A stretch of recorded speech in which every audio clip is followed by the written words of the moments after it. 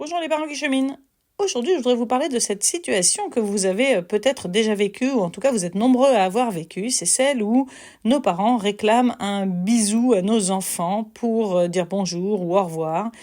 Et alors qu'on a appris à nos enfants qu'ils n'étaient pas obligés d'embrasser qui que ce soit, nos parents insistent, voire font du chantage pour obtenir ce bisou. Et on ne sait plus trop comment se positionner par rapport à nos parents qui veulent rien entendre, nos enfants à qui on veut apporter de la sécurité, etc. Comment on fait? Alors, cette situation, la raison pour laquelle je vous en parle aujourd'hui, c'est parce qu'elle nous a été rapportée récemment par un membre de la formation Point de rencontre. Avec sa fille justement, dont le papy lui dit qu'il veut un bisou au moment de partir pour dire au revoir. La fille, qui a déjà été sensibilisée à cette question du bisou et du choix, lui répond qu'elle n'est pas obligée de lui faire un bisou, en cherchant d'ailleurs l'appui de sa maman, ce qui est quand même une bonne nouvelle. Ça veut dire qu'elle a quand même intégré ça. La maman confirme d'ailleurs avec finalement assurance devant son père que non, elle n'est pas obligée de faire un bisou. Et le père, du coup, bascule dans « Ok, mais dans ce cas, moi, je suis pas non plus obligée d'aller te chercher à l'école au lieu que tu ailles à la garderie. » Et la maman, toujours dans l'assurance, dit pas de chantage ici, si c'est comme ça, elle peut effectivement aller à la garderie. Seulement la petite fille, elle a pas envie d'aller à la garderie. Donc, elle va finir par faire le bisou à son papy. Et donc, la vraie question, c'est comment on réagit, comment on discute avec les parents dans ces cas-là. Alors, il y a plein de problèmes dans cette histoire, effectivement, qui peuvent être adressés. Il y a le problème du consentement, évidemment, dont on peut parler. Il y a le problème de la menace donnée ici par le grand-père, qui ressemble en fait très précisément à un chantage affectif. Et puis, il y a comment mener une discussion pareille avec ses parents, ce qui est aussi un cas très délicat. Donc, j'ai envie de vous parler de tout ça aujourd'hui et vous me direz ce qui résonne en vous et ce qui vous parle et comment vous réagiriez, vous, dans une situation comme ça.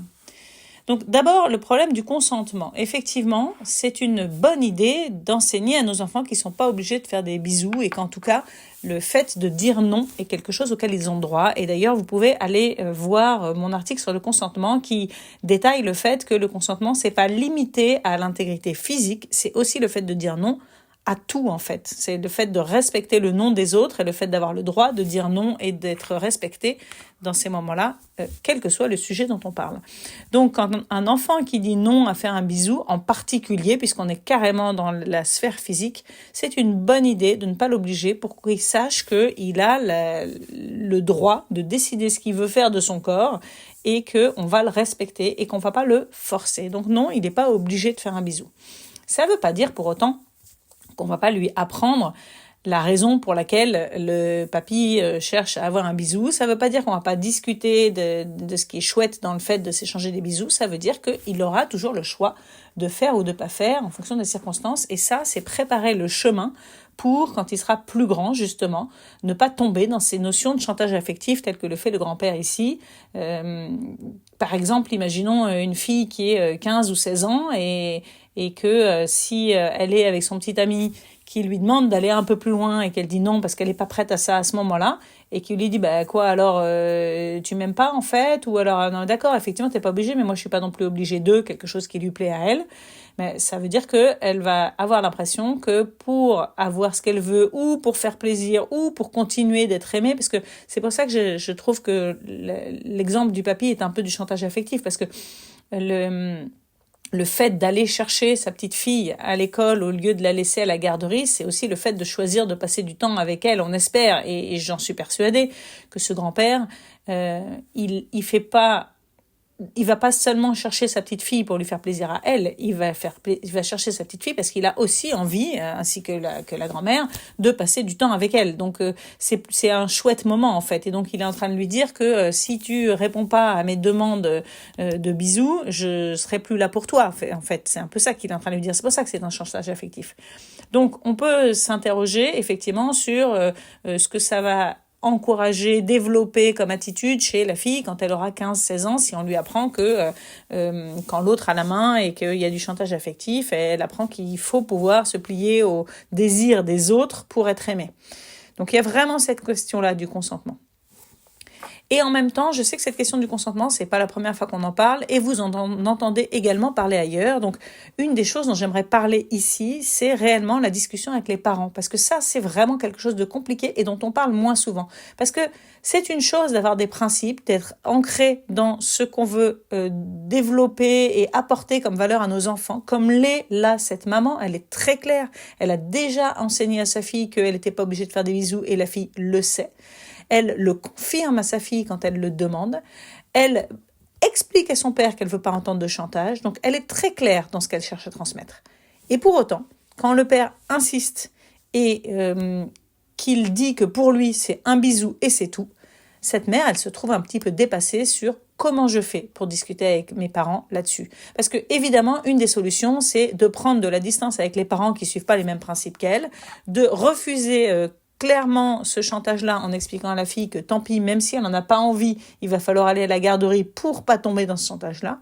Mais voyez bien qu'il y a quand même des inconvénients à cette décision, plusieurs. On peut parler des inconvénients pour la fille qui n'a pas envie d'aller à la garderie, mais on peut parler aussi des inconvénients de la relation de cette maman avec ses parents, de la petite fille avec ses grands-parents. Donc il y a vraiment des sacrifices à faire pour tenir à ces valeurs.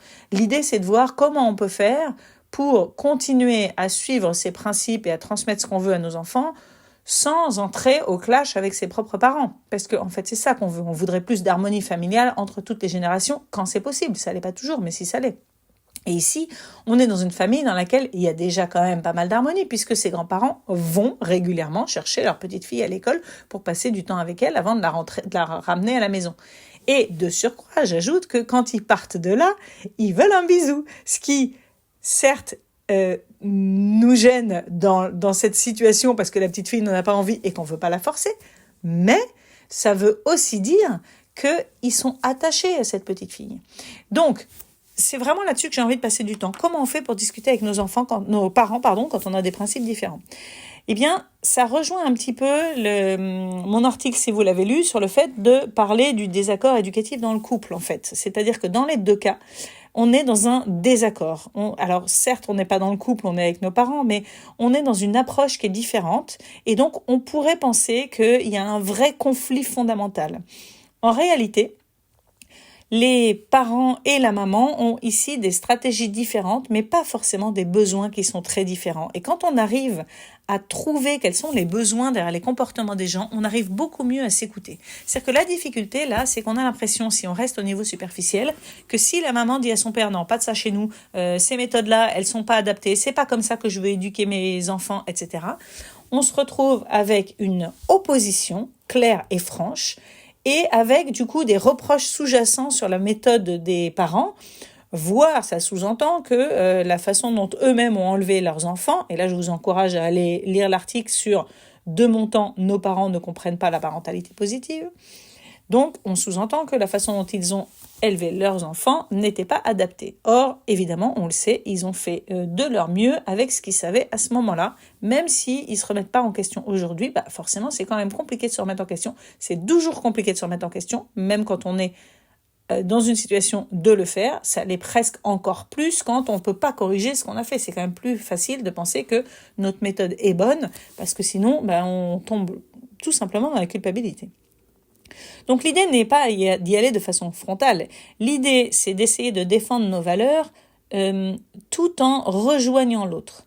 Et pour ça, on va faire deux choses, en fait, la même, mais de façon symétrique. La première, c'est que on va réellement essayer d'analyser la situation vue de la colline de l'autre, comme on dit en communication non violente. C'est-à-dire, on se met à la place du grand-père et on voit quelles sont ce que moi j'appelle les raisons positives. Alors, c'est un terme qui est un peu de jugement quand on dit positif, donc ce n'est pas un terme de communication non violente.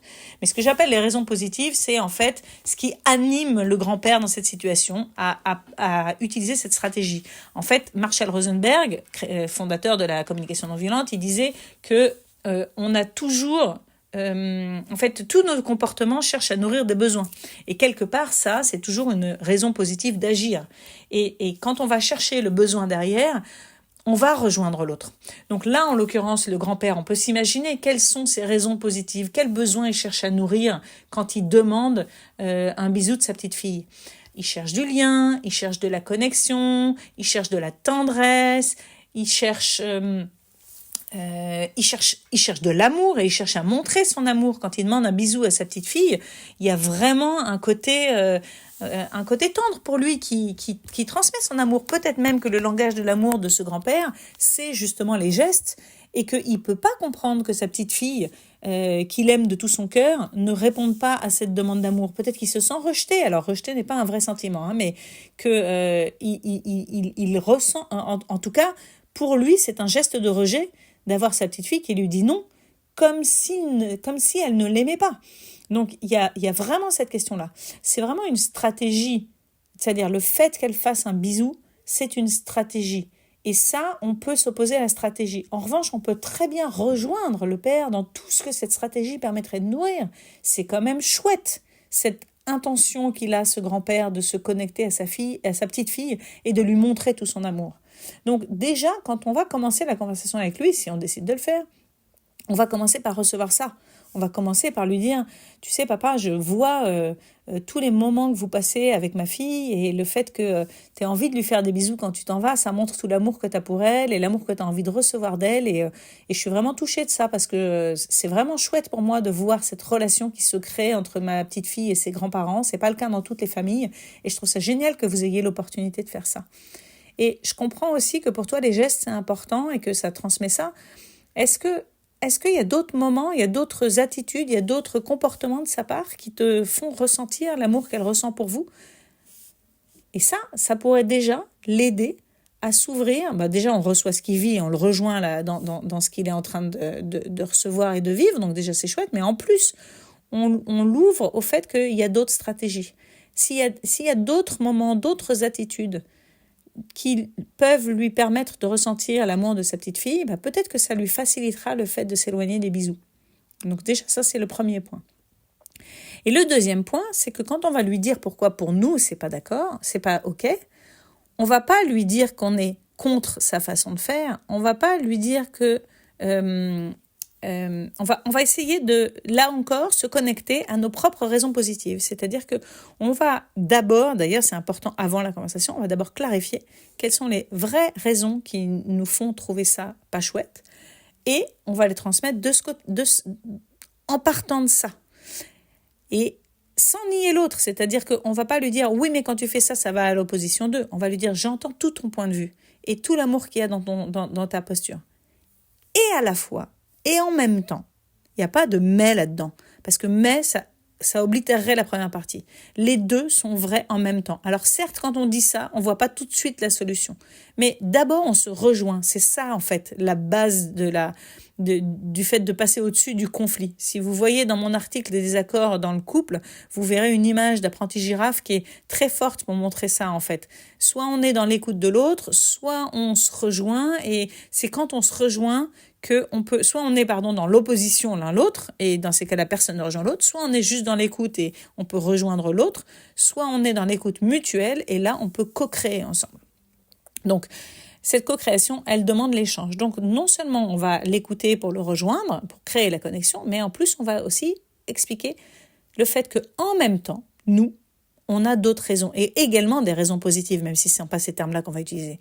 Donc, on va dire, tu vois, en même temps, ce qui se passe, c'est que la raison pour laquelle, tu vois, quand tu l'as entendu dire qu'elle avait le droit de pas faire de bisous, c'est que la raison pour laquelle nous, on a essayé de lui enseigner ça, c'est que, en fait, on se dit que c'est hyper important de lui enseigner indirectement la notion de consentement. On se dit que c'est important qu'elle sache qu'elle a le droit de poser des limites, en particulier sur tout ce qui concerne son corps, tu vois, qu'elle soit jamais obligée d'embrasser quelqu'un, en fait, qui lui demande de l'embrasser si elle n'a pas envie de le faire. Et j'imagine que le lien est pas évident pour toi, peut-être, mais je me dis que si on la force pas à 5 ans, ce sera plus facile qu'elle s'y force pas elle-même quand elle en aura 15. Pour moi, ça, c'est vraiment important qu'elle reçoive ça. Est-ce que tu vois ce que je veux dire? Déjà, ça, c'est une autre façon de lui transmettre nos raisons. Et puis en plus, tu vois, papa, quand tu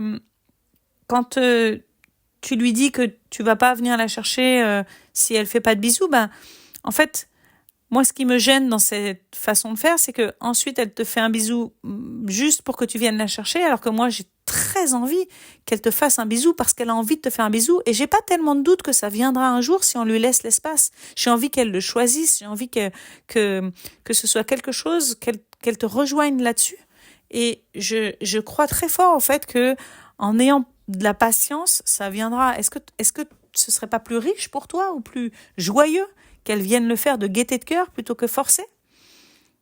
Voilà, c'est un peu ce que je me dis sur la façon dont on peut aborder la conversation en se rejoignant au niveau des besoins en fait et des raisons positives pour montrer qu'on n'est pas du tout contre nos parents, on n'est pas contre ce qu'ils font, on est avec eux et en même temps, on a aussi du pour nos enfants.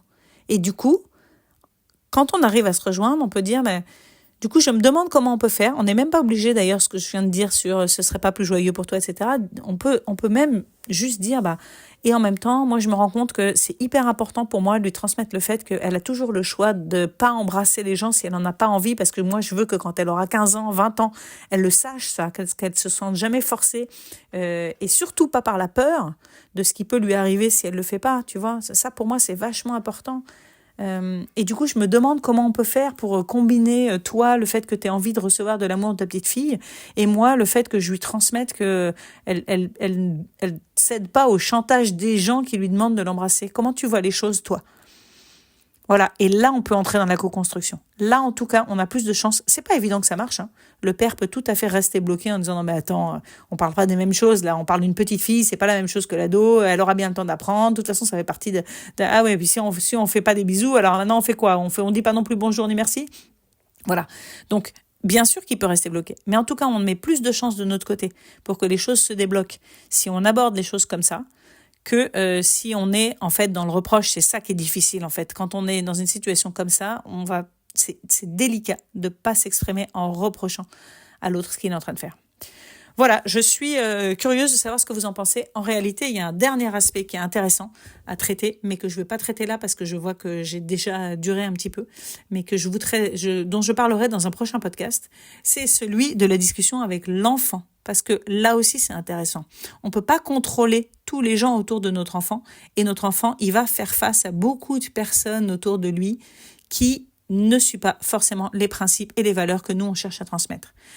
Donc ça, on ne va pas le contrôler. En revanche, notre zone de contrôle, c'est nous et ce qu'on échange avec notre enfant. Donc, ce qui va être intéressant aussi là-dedans, c'est ce qu'on va en faire de cette situation dans le fait d'aider notre enfant à grandir également et à observer et à apprendre. Donc, à partir de là, il y a aussi toute une phase de discussion avec l'enfant. Comment va se mener cette conversation-là, ce qu'on va en sortir, etc. Voilà un beau sujet pour un prochain podcast. Si vous avez des réactions, n'hésitez pas à aller voir l'article dans lequel est ce podcast sur le site des 6 doigts de la main pour aller commenter et me laisser vos propres avis sur la question. Et si vous pensez que cet épisode de podcast peut aider d'autres personnes, partagez-le, ça aidera le développement. À très vite!